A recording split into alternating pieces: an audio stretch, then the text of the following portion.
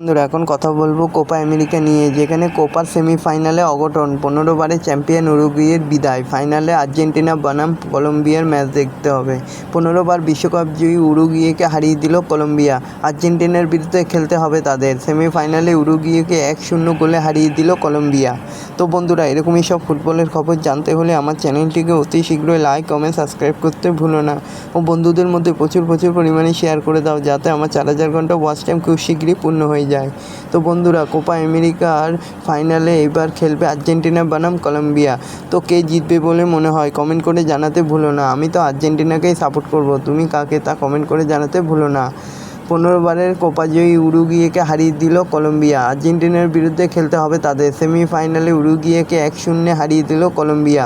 প্রথমার্ধে 1-0 গোলে এগিয়ে যায় কলম্বিয়া। গোল করেন জেফারসন লারমা, তাকে গোলের পাস বাড়ান রদ্রিগেজ। এবারের প্রতিযোগিতায় ষষ্ঠবারের গোলের পাস বাড়ালেন তিনি। কর্নার থেকে বল তোলেন রদ্রিগেজ, সেই বলে হেড করেন লারমা, বল জালে জড়িয়ে যায়, এগিয়ে যায় কলম্বিয়া। শেষ বাঁশি পর্যন্ত সেই গোল শোধ করা সম্ভব হয়নি উরুগুয়ের পক্ষে।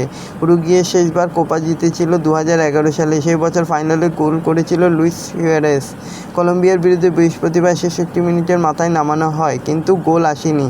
তো বন্ধুরা, এরকমই সব ফুটবলের খবর জানতে হলে প্রতিনিয়ত আমার চ্যানেলটিকে অতি শীঘ্রই লাইক, কমেন্ট, সাবস্ক্রাইব করতে ভুলো না ও বন্ধুদের মধ্যে প্রচুর পরিমাণে শেয়ার করে দাও, যাতে আমার 4000 ঘন্টা ওয়াচ টাইম খুব শীঘ্রই পূর্ণ হয়ে যায়।